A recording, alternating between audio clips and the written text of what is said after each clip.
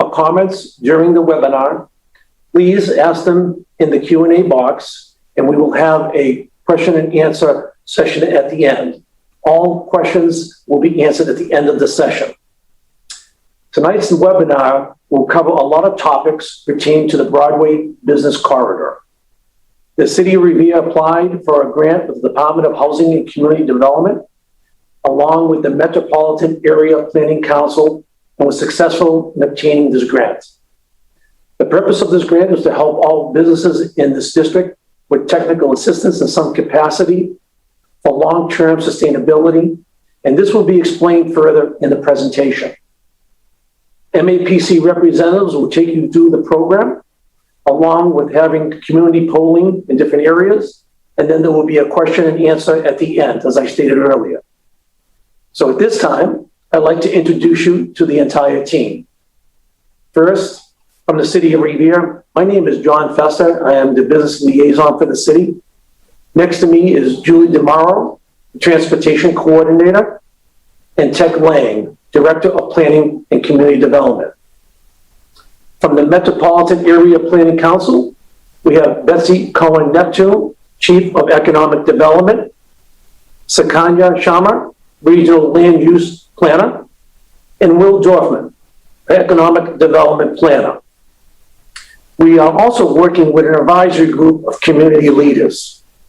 We have with us this evening Juan Carlos Ferrafino from Ferrafino Consulting Associates, Charles Jaffieder, Assistant Director of Revere Parks and Recreation for the City of Revere, Maggie Haney, Licensing Administrator for the City of Revere, Juan Faramillo, Business Owner from Sophos Tech, Rasha Macau, Community Building Manager for the Neighborhood Developers, Danielle Osterman, Community Development Program Manager for the City of Revere, Brittany So, COVID-19 Ambassador and Farmers Market Manager from the City of Revere, Wendy Miller, Executive Director, Revere Chamber of Commerce, and Michael Wells, Director of Inspectional Services for the City of Revere. We also have with us this evening, and we're honored to have State Representative Jessica Janino with us as well. Now at this time, it gives me great pleasure to introduce the Mayor of our city, Brian Arrigo, for opening remarks. Mayor Arrigo. Good evening, everyone. Thank you, John, for the intro. I certainly appreciate all of the work that our planning and development team has done, especially through COVID. And as we focus on recovery and our rebound, I'm really excited about partnering up once again with MAPC and working with our partners at the state level and our partners in the community to really think about and take action on helping the Broadway district, the business district, and focusing on the larger recovery initiative that we have to improve the central business district and improve that district for our business owners and our consumers and our residents. And I know there's been a lot of talk about that, and I'm excited about hearing tonight a little bit more about some of the results from the survey. I know that was completed in April, and hearing some of what folks have to say about the site walk that took place, and hearing the recommendations for branding and placemaking and all of the great ideas that I know that will come out of these conversations. And you know, I go back to the fact that as we begin to recover and as we rebound from the devastating impact that COVID has had, we're in a great position to take advantage of a couple of things. One is some of the funding that's available to us through the Federal Relief Act, and the ability for us to hopefully maximize our recovery efforts and use and leverage other other pots of money that are available to the city and to the state to really make sure that those impacts that we kind of make are sustainable, not just for 6 months or a year, but for 5, 10, 15 years down the road. So at this point, I'll stop talking and thank everyone for being part of this. And I really do look forward to the conversation, the Q&A, and hearing all of the great ideas and being supportive of the great ideas that I know are going to come out of tonight's conversation. Thank you. Thank you, Mayor Rigo. And now I would like to turn it over to Betsy Cohen, Neptune, to go through the program. Betsy? Great. Thank you, Mayor. Thank you, Revere team. We'll do quick introductions as we get into the program tonight. So I am with the Metropolitan Area Planning Council. We've had the privilege of working with Revere on many different projects, which I'll describe in a second. So briefly, I'll go through the agenda. Really, our goal tonight is to share the information that we've gathered thus far based on what the mayor just said, the survey, and also a site walk that we did with city staff and other volunteers. So we want to share some results of that, as well as other data that we've gathered. So I'll start with some introductions of our team. We'll get into a discussion about the project itself and the funding through the Department of Housing and Community Development. We'll talk about the schedule a little bit, and then we'll get into the information. So market analysis, the business environment, so the physical conditions, the business survey summary. So that's looking at, again, kind of what are folks saying. We've interviewed a number of business owners, so we'll get into that. And then the site walk. So what are the conditions in the district? What do we notice? And then really we'll talk about next steps. But the heart of tonight will be the Q&A with all of you. And so we would love to get a sense based on the data that we present. What are the questions that you have? How does this resonate with your experience? And then we'll share kind of what we're going to do with this data as we move forward. So if we could go to the next slide. So as we begin, I want to share a little bit about the background of this project. So this was funded by the state, so through the Department of Housing and Community Development, through CARES Act funds. So this was the previous stimulus bill that was released a year and a half ago. And now that has facilitated this planning process. And I'll make a note here. This is a plan. So this is developing a plan for the Broadway Business District.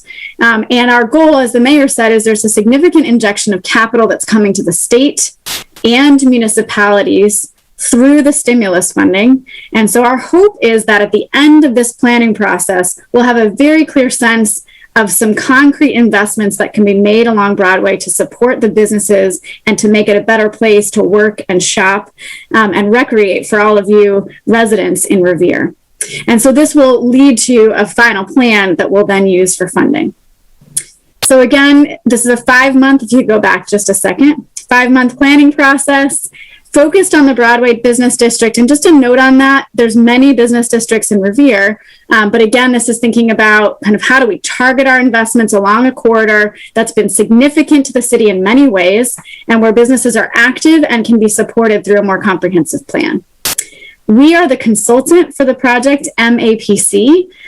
We are a regional planning agency. We're focused on 101 communities in our region. So this is the greater Boston region. And our role is to support communities with their planning processes. So we recently did the master plan, Next Stop Revere, and had the pleasure of working with the mayor and his team on that. We also did a workforce development strategy and worked with Tech and her team on that. And we're also advising the city on a number of other items and initiatives that they're working on currently. So again, this is focused on a plan. And as I mentioned, this will be really thinking about how do we implement. So one of our goals as an agency is not just providing a plan that sits on the shelf, but then really thinking about what is the organizational and staff capacity to then secure and implement funding.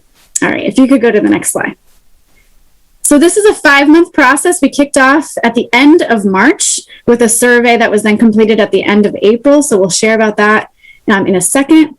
So this is all of our kind of diagnostics. So we're thinking about, again, what is the information that we can gather from publicly available data sets and other data sets that we have access to?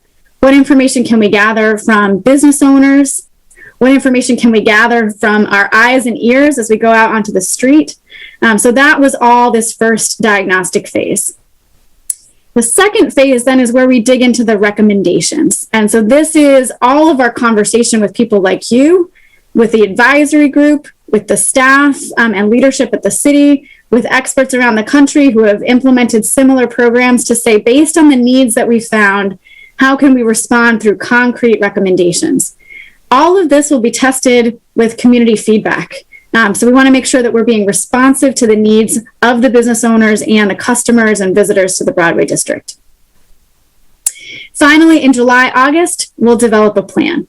So this really, again, we're thinking about implementation plan. So not just here's what we recommend that you do, but here's how. And that will also contemplate funding sources, where we'll list out all of the sources of funding and work with the city team and others to think about how can you actually implement this over the coming years.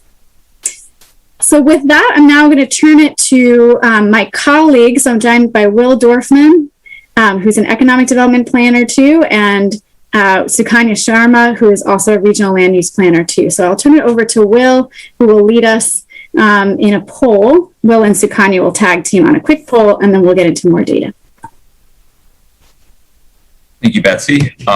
So our first poll question is very simple. We just want to know who is currently on the call. So what do you represent? Why do you, what is your role in the Revere Business District? So we'd love to hear just a little bit about that. So we'll leave it open for about a minute or so as people's answers slowly trickle in.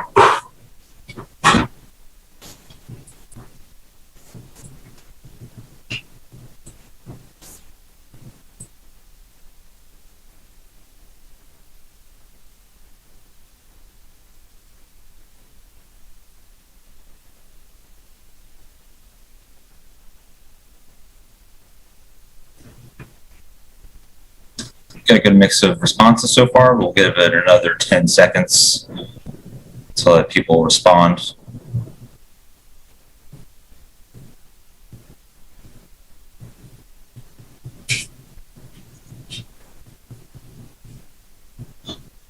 I think we can close it out. I think that was a good time. So we got a good mix of responses. Mostly community organization representatives are here, but we also have a good mix of property owners, business owners, and residents. So thank you for your participation in that poll. And with that, I will turn it over to my colleague, Sukanya Sharma, who will go over some of the data collection that we have done. Thanks, Will. Great. So now I'll be talking more about the demographic data that we've collected. Here you see a map of the corridor there. And just to manage geographies, we tried to have intermediate geographies of 1 mile radius, 0.5 and 0.25 mile radius to understand the customer base. So if we go to the next slide, I'll be talking about that 1 mile radius, and then of course the study area, which is the Revere corridor, Broadway corridor, and then the city data itself. This data is helpful for us to understand the customer base, and we collected this data using a combination of data sources like Census, American Community Survey, Esri Business Analysts, etc. So if we look here, the population, we are looking at a population of around 40,000 people within the 1 mile radius of the corridor, with median household income and disposable income a little lower than the city. It's also interesting to note that the median age within the corridor is lower, so there's a younger demographic in the immediate surroundings as compared to the median age of the city. Another interesting factor here to look at is the leakage surplus factor for the retail. This factor provides a snapshot of the retail market that allows us to quickly focus on potential opportunities. And so a positive leakage factor that we see here represents a market with some retail potential that is lost to other areas. And so this means that the retailers here have a better opportunity to capture more local demand. So what this data is really telling us of these numbers, the positive numbers here of 19.8, etc. So these numbers are essentially telling us that the corridor's current business environment presents an opportunity to better capture local demand and plug the retail leakage. So if we go to the next slide, now we are looking at the demographic indicators of customer base that might have a broader set of needs within the same 1 mile radius, which is the immediate customer base. So we see that there are around 3,500 households within the 1 mile radius with at least one person with disability. This just helps us understand what we're working with here. Also, there are 2,500 households who do not own vehicles. Also, 5,000 people around that, or 13% of the residents living within that radius, do not speak English well or at all, according to what they reported to the ACS. This is a lot of data, and so that said, we acknowledge that this can only show a part of the picture. It can be as a guide, but can only be utilized in conjunction with the broader context. And so we need to also look at a lot of, we need to do a lot of ground truthing and also look at other factors that influence our understanding of this corridor. So if we go to the next slide, we'll see that this is more information about the business environment there. Using this data, we conducted various site visits, as Betsy had mentioned earlier, and we had a lot of boots on the ground, and we counted a total of 172 businesses within the area, within the corridor, out of which 4 were vacant. We also looked at some real estate data, as you see, like the retail space, asking rents. So we saw average asking rents for both retail and office space. In terms of the distribution of the types of businesses that we saw, mostly a good 23% of the businesses along the corridor belong to the other services sector, which is a badly named night sector, but which essentially includes nail salons and such, barber shops and such services. Then 17% of the corridor businesses belong to the retail trade, like convenience stores, groceries, and then 13 to accommodation and food services. If we go to the next slide. So here I'm going to hand it over to Bill to talk a little bit more about the summary of the business survey. And yeah, I'll let you take over. Bill. Thanks, Akanya. So in late April this year, we released a survey as part of our DHCD data submission requirements among the businesses along the Broadway corridor. We had about 35 responses from businesses. One of the biggest key points from we got a lot of data from the survey, but one of the biggest things that we were able to get out of it was about 3/4 of the respondents had 5 or fewer employees, which is very significant, showing how the many small businesses along the corridor. Among the categories of respondents, a quarter of which fall under general retail, 18% fall under the food service category, so restaurants, and grocery stores as well. Personal service also falls under 12%. And another significant number is 63%, so a good majority of our respondents rent their space. In terms of the impact of COVID, majority of the businesses felt a form of impacts due to the COVID pandemic over the last year. So 63% of businesses reported operating at a reduced capacity or closing up for at least part of the time. Roughly the same amount generated less revenue in 2020 than the year prior. So COVID definitely did have a huge impact on many of the businesses along the corridor. One thing also of interest is that many of the businesses also had less on-site customers in January, February 2021 than exactly the year prior. So COVID obviously has created a huge impact on how customers are accessing their businesses in many cases. So among the many impacts, the largest impact relates to everything related to reduced capacity, reduced hours as well. Also, a decline in revenue is a huge one that was cited as well. Additionally, over half incurred expenses related to implementing safety measures, so whether it be PPE or plexiglass or any sort of precautions to ensure safe operations of businesses. And then also just slightly over a half had either a form of temporary or permanent closure. So impacts were felt very widely throughout the corridor. As part of the survey summary, so we also asked about the environment and interest in different revitalization strategies among the businesses. So we cited a bunch of different regulatory concerns, and 49% of the respondents cited at least one regulatory concern within the environment.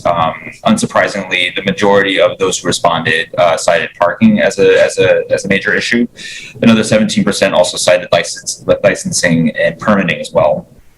One thing that was also very interesting is that we found out that about 63% of businesses expressed interest in receiving a kind of assistance. So this could relate anything to financing for purchasing the property, storefront improvement or tenant improvement dollars, and also assistance with marketing and advertising of the district as well. So there's a lot of interest in different business assistance opportunities for the corridor. We also conducted a site. So going on this, we looked at the physical environment as well. So we looked at different points of access.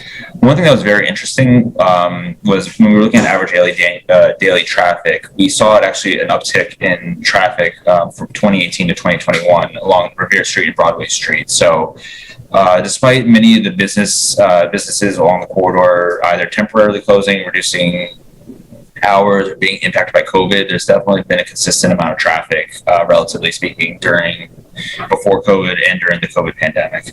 One thing that was also very interesting is that pedestrian traffic has also increased along the Broadway corridor. So between 2019 and 2020, there was a 27% increase in foot traffic. So there's definitely more people out and about. People are looking to utilize the public space, and as we go into the recommendation phase, a lot of this data will be very useful in understanding where we could see improvement as well. In terms of measuring parking, we counted about 216 spots throughout the study area. So this includes both off-street and on-street parking along the corridor. We also looked at different draws to the district. So the Farmers Market, the American Legion, Stadium, and then also City Hall are some of the major drivers of activity in the district. As Sakanya mentioned, we did storefront counts, counted about 172 total storefronts and only 4 vacant. So we were pleasantly surprised at the low vacancy rate, given how many of the businesses were impacted by COVID, or mentioned that they were impacted by COVID. The fact that many are still active is a really good sign. About a month ago, we also conducted a site assessment where our folks from the City of Revere and MAPC and from our advisory group as well did an assessment of the district to look at kind of the strengths and the challenges that the district is facing. We were again submitted this data to DHCD as part of the program. However, a lot of the data that we collected can be used for many of the community. For the community's use and also for the implementation phase as well. So one of the major strengths that we noticed during our site assessment was the quality of the sidewalks and the streets. I know there was a lot of work that was recently done along Broadway. So the streets, the sidewalks were in very good condition. There's also a lot of new lighting and a lot of, and also parking was seemed to be very available. Although we were there around mid-morning to midday, we did see how parking was very easy and ample in many parts of the corridor. However, we noticed a lot of different challenges. One of the biggest ones would be ADA compliance. So many of the intersections lacked ADA compliance when it came to crosswalks, sidewalks, slightly dangerous conditions when it comes to crossing the street, especially along the faster portions of the corridor. We also noticed some challenges regarding business merchandising and customer engagement. So how many of the businesses are merchandising and how they present themselves to customers could, while it is a challenge, can present an opportunity in terms of engagement. Going off of the issues with many of the crosswalks, there's a lot that was brought up regarding noise, so traffic noise and just a general unsafe feeling when it comes to walking. So, with fast traffic and a lot of the noise, it can be a very overwhelming environment, especially for pedestrians and also for outdoor dining and outdoor vending as well. So not the most friendly pedestrian environment.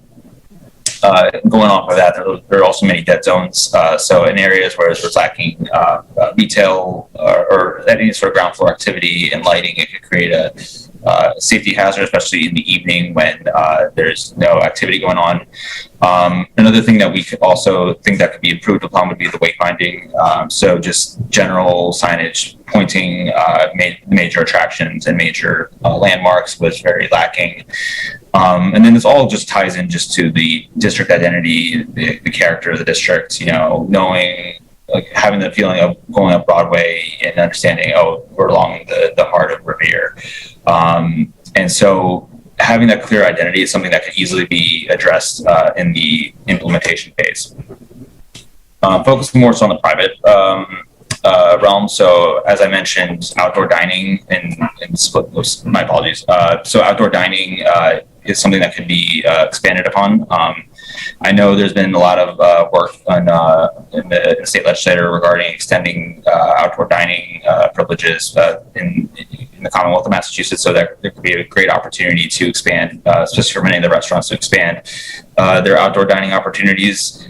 As I mentioned, windows, there were some challenges in terms of the maintenance of just how things were merchandised for many of the businesses and with the signage as well. The awnings were pretty well maintained overall, so we were very pleased with that. And also with the facades, I know the City of Revere maintains a facade program that they've offered to some of the businesses that we saw, and there was a lot of good that we saw from that program. So being able to build off of that success is something that could be addressed.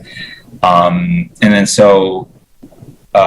just seeing how many of the businesses are successful. There's a lot of second locations as well. So seeing how to expand that opportunity is something that could be addressed in the coming phases.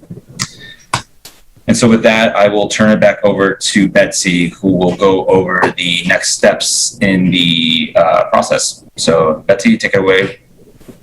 Great. So that was rapid fire, lots of information. So we're going to get into a Q&A shortly. One thing I do want to note is that it is our job to find problems. That's been the request of the city, is to help them really think about ways that they can improve the business district. So you'll notice we focused obviously on strengths, but also spent a lot of the presentation focusing on challenges or opportunities. And so I did want to note that the city team has been doing a tremendous job in delivering services, in supporting the community throughout COVID, and there's a lot more to be done, and they recognize that. So that's why we're here, is to, again, better understand the data in the district, understand your opinions, and then figure out how can we prepare a plan that can then be implemented to further improve the business district. So in terms of next steps, we're going to be digging into focus groups, interviews, and other discussions with folks in the community. Our advisory group has been critical in this whole process, so we'll be following up with them. And then we'll do another public engagement session later once we develop some draft recommendations to get feedback. We'll be doing that around the end of July. So again, working with the city team and working with the advisory group, working with experts around the country and in the region to get a sense of some good recommendations. And then we'll deliver the final plan to Revere and to DHCD. I'll note this is DHCD funded, but the city of Revere is our client. And so we want to make sure that we give you as the city, and you as, by the city, I mean you, the residents who participate and who vote, the business owners who have a stake in this community, property owners, and also the city staff, want to make sure that we give you a very clear plan to implement with your community partners. I'll just make one quick note before we move into the Q&A section. Our agency is focusing on a broader regional plan called MetroCommon 2050. So we'll just put up a very brief slide on this. This again, this plan, we're doing 4 others around the region in 4 other communities. And then this really fits in our overall plan of thinking about how do we support the region out until 2050. So we do these short-term plans. We're trying to figure out ways to respond to COVID. But then we're also thinking about how do we build the full capacity of the region to thrive and be successful, and most importantly, to help every resident, every business owner be successful in the region. So this is MetroCommon 2050. So just a note, this is our agency plan, and we encourage you to share your feedback. So we'll now transition into a period of Q&A. So if you could bring up just the last slide, and I'm going to invite the city team to turn on their camera again. And we're just going to open it up now for questions. So this will be an opportunity for you all attendees. If there's something about the data that you would like clarification on, we are data nerds, and so we're happy to provide more information on the sources of the data, on our interpretation of the data. The city team can respond to all the work that they've been doing on the corridor. The mayor is still with us as well, and so if there's questions for him and his team. So we'll open it up to Q&A now. So feel free to use the Q&A box. So you'll see that at the bottom of your screen. If you go to the very bottom, you'll see Q&A, and you can add in a question. While you do that, I will note that we are joined tonight by an interpreter, Milena, and we're very, very grateful that the city is prioritizing language access. And so for those who want to add a question in Spanish, feel free to do so. That will also be interpreted. And this is being broadcast on Revere TV, and we're grateful for their support tonight. So feel free to add questions in the chat, and then we'll begin the conversation.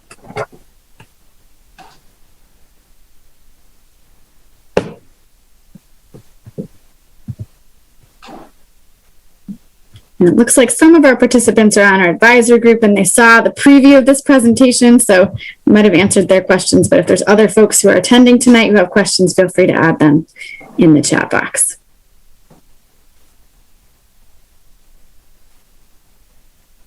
So would anybody like to just talk about some of the information that was provided, especially in terms of branding or, development of installations for the corridor, and suggestions on that as well?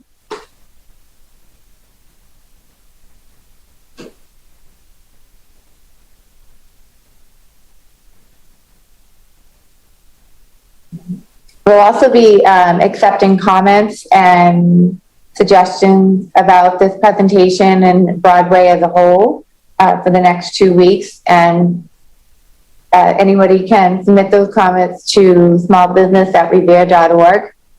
It'll come to us, the Revere Small Business Team, and we'll also log those questions or suggestions into a comment piece that will go into the study and the final report for Broadway. Along with that, I think that's a great idea that we have an open discussion, and we can continue for the next 2 weeks of any questions and concerns, and we will get back to you with the answers. As I walk along Broadway many, many times and deal with the businesses, we hear a lot of different things of concern. One being, as was mentioned earlier, was parking. So we're looking at different things and approaches and methods on how we can improve not only that issue, but many of the issues to try to improve and help the businesses in every single way. So we want to hear from you.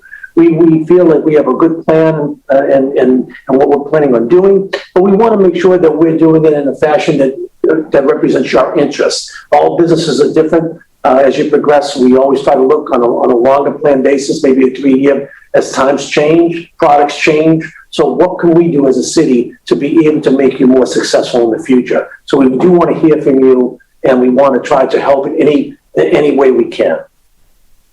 And we do have 2 questions in the chat.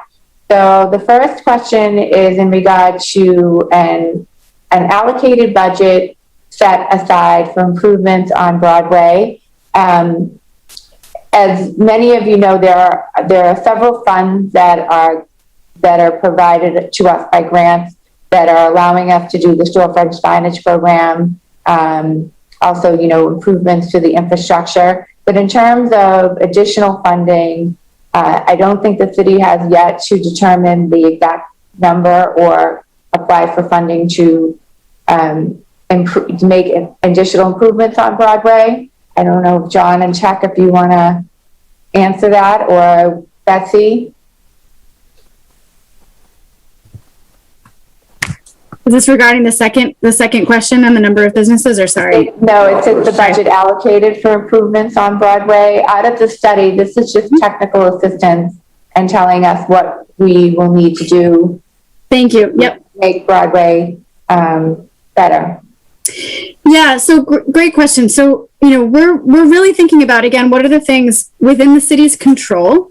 So this is related to financial investments, and that's budget decisions, but also what are the ways that they can incentivize private investment? So it's a combination, right? Partnership between the city and then also a partnership between the business owners. We know that there's a second business that's opening, a second location right across the street from City Hall, a Peruvian restaurant. We want to understand would incentivize that investment of that business owner. So how can we incentivize more business owners to invest in their storefronts and invest in their businesses, but then also how can we enhance the streetscape? So that was a lot that came up in our survey around, as Will mentioned, just the quality of the street and the kind of the feeling that pedestrians get that they want to spend more time on the corridor. That's what we would love to see, that there's multiple options for people to visit the corridor, to spend time either on outdoor dining and vending or perhaps other activities. We know the space in front of the post office offers an interesting opportunity for more engagement. So what we'll be doing is talking with the city team to say, I know, again, there were lots of investments that were recently done along Broadway around complete streets and sidewalk improvements, lighting. So how can we continue those? And are there additional improvements that need to be made either on a targeted basis or district-wide? And the last thing I'll mention is, we certainly talked about district identity as being a theme that really, we walked through 7 different blocks. And when you start and walk through the corridor, you don't really get a sense that, yes, I am in the Broadway business district. So we've talked about ways that we can really enhance the identity of the district. So that's kind of an approximate answer, but again, thinking about what can the city do? What can the private sector do and partnership with the city, and then what can community-based organizations do? And I know several are on the call. And the second question we had was in regards to how many businesses are on Broadway currently, and how many of those businesses responded to the survey. So John, do you want to answer? Yeah, we had, roughly there's, about 174 businesses on Broadway, of which 35, I believe we got just 35, but we had 37 responded on the survey. But what happened was when we were walking Broadway, a lot of the financial institutions were a little hesitant about, they would have to get corporate responses. And some of the businesses that we did go in, we talked to, they would, talk to us and give us their feedback, but not necessarily put it on the actual documentation. So we got a lot of information, not just because it may look as though, okay, you got 35 or 37 actual surveys on paper or online, but the fact of the matter is we got an abundance of information dealing and talking to these people and saying we've got a good knowledge of what their concerns are, and that's the feedback that you can't get from, just from doing something on paper. So we did get a lot of feedback and a lot of information pertaining to all the businesses on Broadway, many, many, many businesses. And I'll just jump in, John, and Fatu, I really appreciate your question. I think that's the right question to ask. So how many people didn't respond? One thing I will say, surveys, there's certain people that respond to surveys or that feel comfortable responding to surveys. So this isn't our only tool for engagement. But to put it in context, there's about 172 storefronts, but about 180-ish businesses. We know some storefronts have multiple businesses. So then if 35 out of about 183, so that's 20%. So when you look at that, that's actually fairly high compared to the other communities that we were working in. Other communities had about 10 or 5% response rate. So I do just want to, give kudos to the city team and others. I know they left their feet on the street, as we say. They walked up and down the corridor and engaged folks to encourage them to respond. But that is not the only way we're going to engage. So we're going to do focus groups and interviews and other ways to get more information. We know business owners are very, very busy, and we want to make sure that we get their feedback. And we also had one of our panelist members, Deputy Fire Chief Paul Cheever, raise his hand. So we're going to allow him to ask a question or comment on the presentation. Go ahead, Paul. Thank you. Of the 35 respondents, you broke down what the businesses were. I did a quick add on those numbers and there was a gap. Any chance you could go back to that slide? I'd like to see if there's a comment on what the other was. Great. Keeping us honest with our numbers. So they're going to go back to the slide with the breakdown. My math could be off. No, I appreciate it. You got to keep us honest here. So the next slide, I believe, with the business breakdown there. Yeah. So I'm going to turn it to Sukanya, who crunched those numbers, and we'll put her on the spot for a second on that. So your question. I was looking at the slide that had the survey responses. owner occupied. It's one more different. I think it might be. Yeah, this one. This one. So you have of the Okay. So 24 plus 18 plus 12. What's the other? Oh, great. Good question. Will or Sukanya, do you have that in terms of the other categories that were represented in the survey responses? I can pull it up real quickly. Okay. We had a lot of data that we were going over, so. It was also like legal services and like financial consulting services, real estate agents that also participated, some financial institutions as well.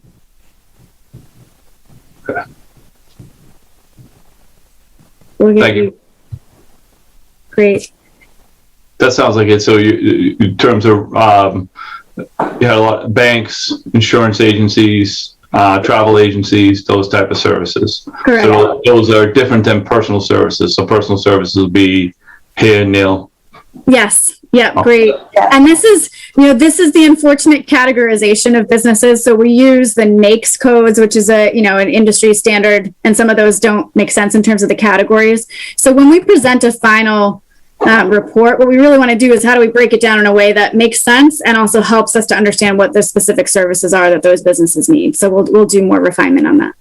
Okay. Another question? Sure. So you talked about, basically people being able to transverse up and down Broadway. So you made some comments about walkways, that we have some pretty good walkways, but we could use some improvements. So are you looking at people flows in terms of, I'll give you a personal case. We have a new restaurant just opened on Broadway, and I go down after work and I have to pay attention to feed the meter because our meter times are a little later than the business times. So are you looking at that and looking at people flow in terms of whether the meter time is a good time or it should be rolled back? Is that part of this study? Great question. I'll tag team that with the city. So once we kind of collect this initial data, 49% of folks who responded about concerns for the regulatory environment cited parking. And as Will mentioned, some of our findings when we were there in the middle of the day was there is parking available, but what you're saying is some of the meters might not make sense, or some of the signage might not indicate to where people, where the parking is. So once we get 49% are concerned, then we'll dig deeper to say, what is that based on? Is that based on, for example, your story? So I want to be there longer. And we're looking at kind of exactly what you're saying, kind of how many people are coming into the district at particular times. So talking with the business owners, talking with customers, and then talking with the city about what's feasible. I think parking is complicated, obviously, and the solutions can be complex, but I think there's also significant areas that the city could make adjustments based on the findings that we. Is the meter time a discouragement from people coming down to use the restaurants? There's going to be a new Peruvian restaurant. There's Murray's. There's a few more restaurants that it makes you have to think about it based on the meter time. So is that discouraging, or is it no effect? I think I can answer that. I think a lot of the businesses, Paul, that I talked to, it is hurtful in a way, but we are limited in terms of the parking area, parking areas like the central parking lot we're looking at to try to improve different areas. The parking was a major issue. But then a lot of the businesses that I spoke to wanted to have more parking in front of their stores, to have more convenience, which, we got a lot of challenges. But we're trying to come up with something where we can enhance that, something that we can try to make it where, okay, if we don't have the availability to be able to have parking in front of their stores, maybe we can find something that is accessible within a short walking distance. It is a major challenge. But a number of businesses are saying the same thing. Parking is the issue. And that's something we're really trying to take a focus and try to make some recommendations in the near future with MAPC. Do we have, sorry to take the time, I'll just ask just one more now and I'll be quiet, but it just popped in my head, is there potentially some businesses that, like the banking services, that may want to consider allowing the use of their parking lots in the after hours? Well, one of the things, not only the banking, but also, like, for example, if you look at Rite Aid as an example, there's a lot of parking there and a lot of it is not being used. There's a certain portion of that parking lot that really is just empty many times. So those are the types of things that we're looking at, how we can maybe try to help the businesses on Broadway utilizing, private parking lots. Can we get into an agreement? Is there something that we can do to enhance that? If the availability is there, maybe there's a way we can come to some conclusion on that, because you're right. Maybe the TD Bank or some of the other banks that have more parking spaces can accommodate some of businesses during certain hours. I think the other piece of this too is we also have several lots in the city that are shared lots. So in the daytime, they're for City Hall staff or the Hill School staff or what have you. But at night, those lots are completely empty, and people can park in there without a time restriction, and they could walk to a nearby restaurant or wherever they want to go.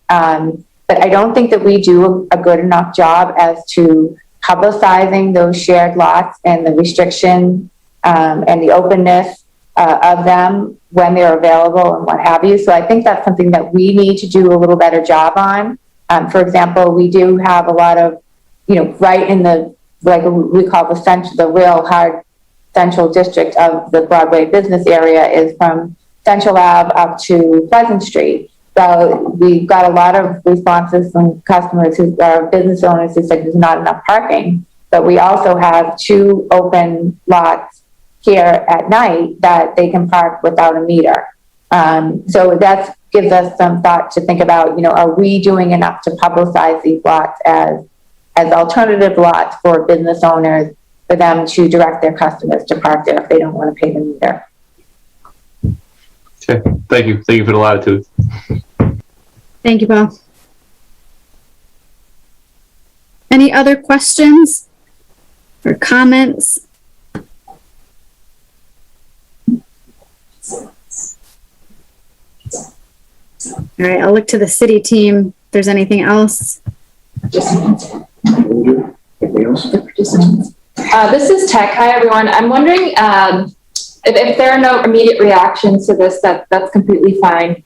But I'm wondering if anyone on the call had any strong reactions to some of the observations from the district walk that had to do with, I think it was Will who recapped the sort of sensory nature of the district, the noise, the exposure to traffic, and maybe the absence of sort of landscaping or greenery or things that kind of soften the actual design of the district. I know that what we just talked about prior to me chiming in was fundamentally a design issue in some ways. If we had more wayfinding, more signage, maybe we could point to sort of you are here in the district and parking is not too far away.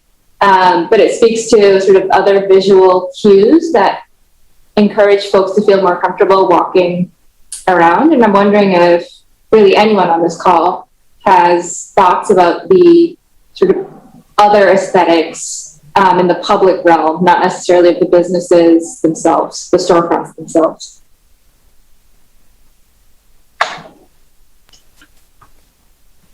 Can I jump in again? Sure. So where are we with the sequencing of the lights? Because I think that's going to be a major play in the noise that Broadway's generated, because, you know, it's part of the noise issue is more related to the traffic, and it's a little bit of a jockey to play the game of getting down Broadway with the light sequence. And so I think that when that project gets rolling, I think it's going to help a lot.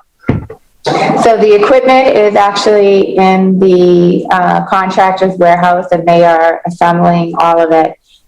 So I think that we're really looking at the beginning of that project sometime next week. I think that you're right, Paul. I think it is going to really control the flow of traffic.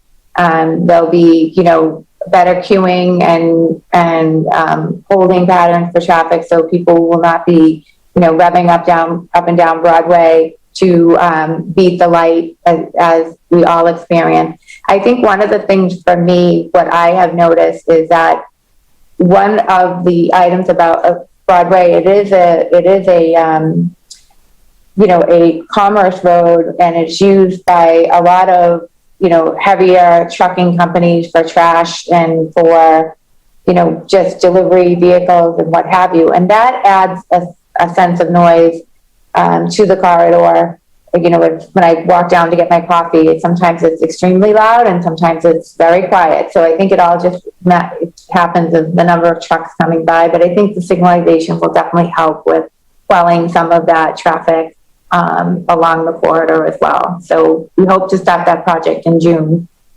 And along with that, I agree that, you know, with the signalization, you know, it happens at different times too. It's busier in certain times than others. And I think with the proper signalization, it'll absolutely help the actual flow on Broadway. So you're not having trucks at a standstill, and you'll be able to have that movement and not have the noise level that is currently existing.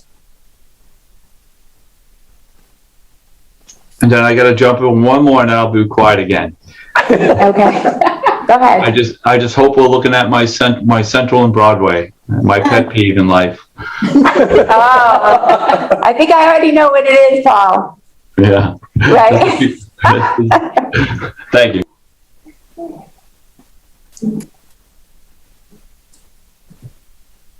All right, I see Maggie. Maggie, did you want to jump in, or did the city want to respond on any of the central question that was just raised?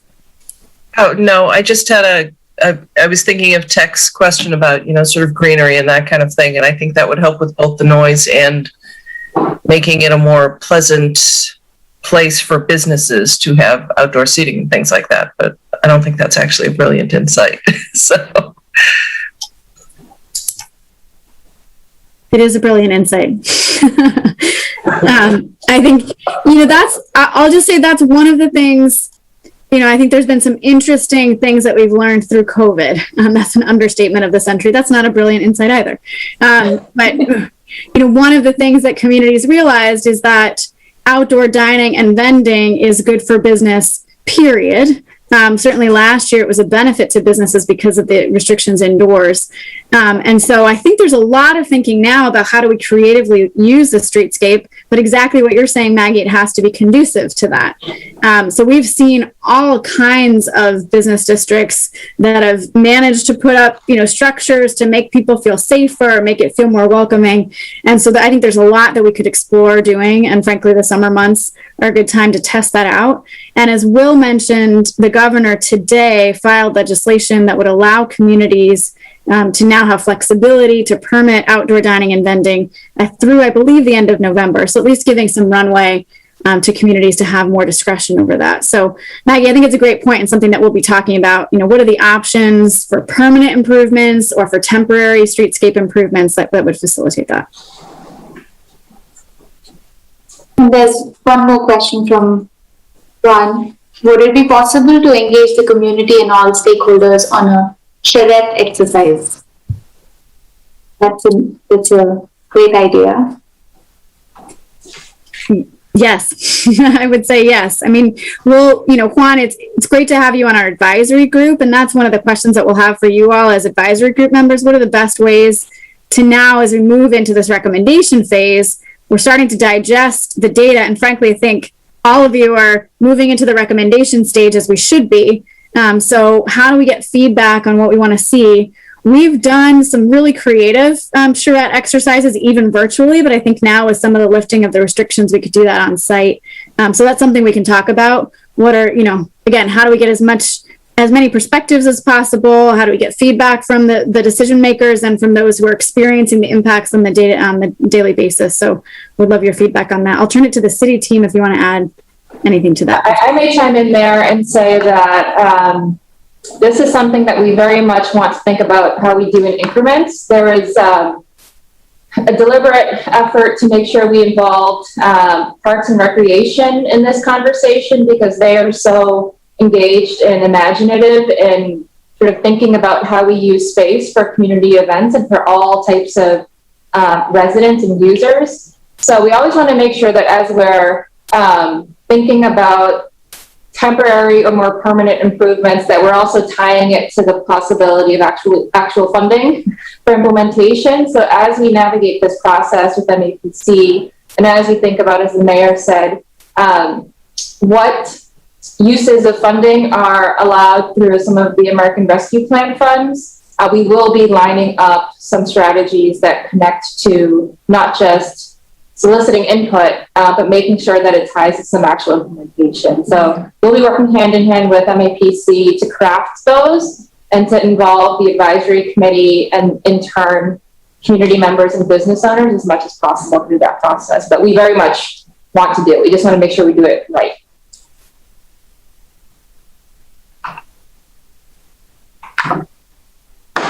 Okay.